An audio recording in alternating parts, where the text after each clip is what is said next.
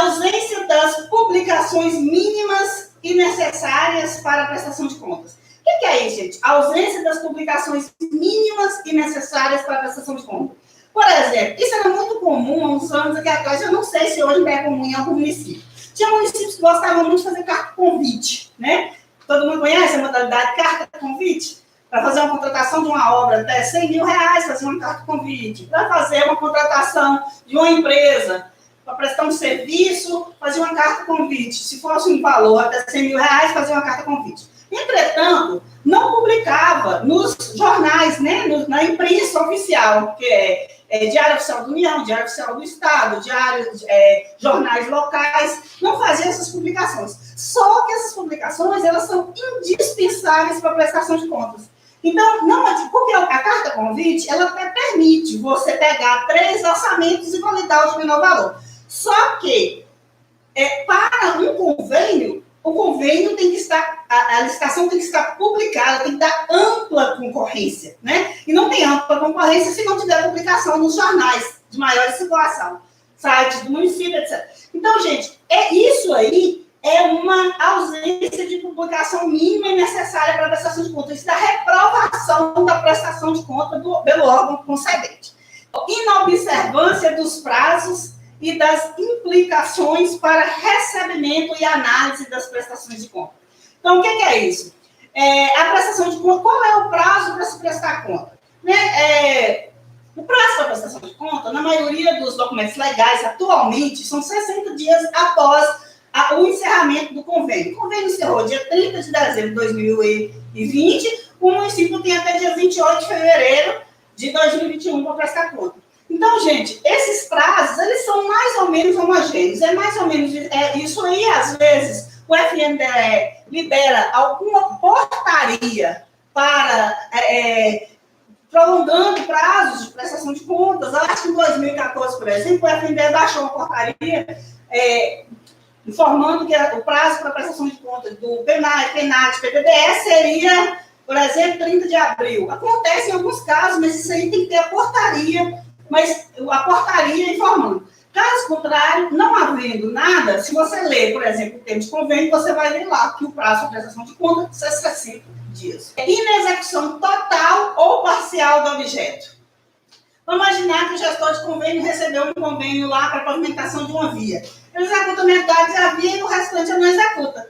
Então, gente, isso aí é problema da evolução do recurso total. Por quê? Porque ele não atingiu nem o objeto e nem o objetivo do convênio. O objeto do convênio se conclui com a execução total da obra, do serviço, aquisição dos bens e entrega à população do bem. Se não houve essa entrega, não atingiu nem o objeto, né, que é a conclusão da obra, nem o objetivo, que é o bem para a comunidade. Então, a inexecução total ou parcial do objeto do convênio gera a devolução do recurso.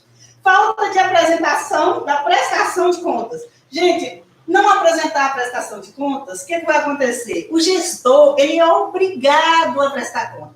Você ganhou um gestor de outra adversário, aí ia falar assim, não, o gestor anterior não tinha obrigação de prestar conta, eu não vou mexer com isso não, é coisa dele. Não, o gestor atual, a obrigação de prestar conta, ela não é específica do gestor, e sim ela passa para os mandatos. Então, o gestor que entrou, ele tem a obrigação de prestar conta. Por exemplo, os municípios que a gente trabalha, nós deixamos o PENAI, que às vezes, né, a gente teve que sair, mudou a gestão, quis contratar outras pessoas da confiança deles, isso é muito comum. Então, aí, o que acontece? Nós fizemos PENAI, PENAT, PDDE, o sistema não estava aberto para lançar a prestação de contas. O que nós fizemos? Reunimos a documentação, deixamos na pasta e deixamos nos arquivos lá, para que, quando abrisse o sistema, a pessoa que ficasse responsável por isso, ao chegar, faça a prestação de conta. Por quê? Porque é obrigação do gestor prestar conta.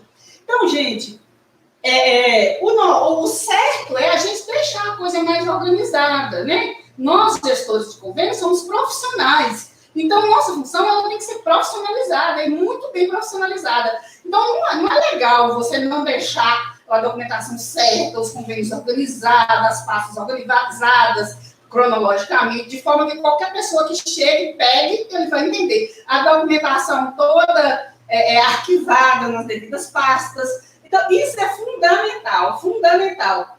Eu cheguei num convênio no início de uma data anterior, e a documentação, tinha um armário lá lotado de papel, lotado, e eu não achava nada, não achava uma pasta, nada, achava nada. Foi um dia, eu só voltei com um lenço, um chinelo e uma roupa, assim, de trabalhar mesmo. Fui para lá, joguei esse documento tudo na mesa, e falei, é hoje que eu organizo isso. E aí fui arquivando. Então, o pessoal ficou 4 anos no município na gestão de convênios e não arquivou um documento. Então, nós pegamos isso, gastamos 4 dias para arquivar tudo, pegar pasta por pasta, pegar documento por documento, ler todos, ler um por um, para ver o que era e arquivar na respectiva pasta. Então, isso é muito feio, isso não é profissional, isso não é a coisa que um profissional faz. Então, o profissional deixa os convênios organizados nas pastas, né, corretos, as pastas montadas, cronologicamente montadas, arquivadas, em caixa, se estiver concluído, com nome na caixa, para que todas as pessoas que chegam ali leem e sabem o que é que tem ali, né? Então, isso que faz a gente tem que ser profissional. Desvio da finalidade. Desvio da finalidade é a mesma coisa que o desvio do objeto, né? Então, o recurso é para a pavimentação de uma via, você tem que pavimentar aquela via, né? Você não pode fazer outra coisa, você não pode comprar um carro com ele. Emissão de cheque ao portador em vez de nominal ao beneficiário. Eu tinha até tirado isso aqui, depois eu voltei e coloquei. Por quê? Porque hoje, praticamente, não tem convênios que se pagam com cheque. Mas vai que em algum município ainda está pagando com cheque, né? Alguma coisa com cheque. O cheque, ele tem que ser nominal ao portador. Então, a empresa JK Empreendimentos prestou um serviço aqui. Aí, vai fazer um cheque, tem que escrever lá, nominal a empresa JK Empreendimentos, entendeu? Então, tem que ser nominal ao portador e tem que ter isso aí. Aceitação e apresentação dos órgãos de controle de notas fiscais sem identificação do número do convênio. Isso aí, gente, é muito comum, vale a pena vocês prestarem bastante atenção, é muito comum de acontecer. O gestor de convênio tem que estar muito atento a isso. O que acontece? A empresa, a prefeitura não emite a ANAF, né? A ANAF quer dizer a ordem de compra, a ordem de serviço para a empresa, e a empresa emite a nota fiscal e entrega no município. Só que na hora que ela emite a nota fiscal, no assunto, ela não coloca o número do convênio. E se for um convênio, tem que ter o número do convênio na nota fiscal, toda nota fiscal, inclusive PDDE, quem executa aí PDDE, PENAT, PENAT, as notas fiscais têm que estar escrito Programa FNDE PDDE, Programa FNDE PDDE Educação Integral, Programa tal. Então, tem que ter o que é, qual que é o convênio, qual que é a resolução, qual é a origem daquele recurso, né? Qual é o número do convênio que aquela nota está resultando naquela nota fiscal. Isso no empenho também tem que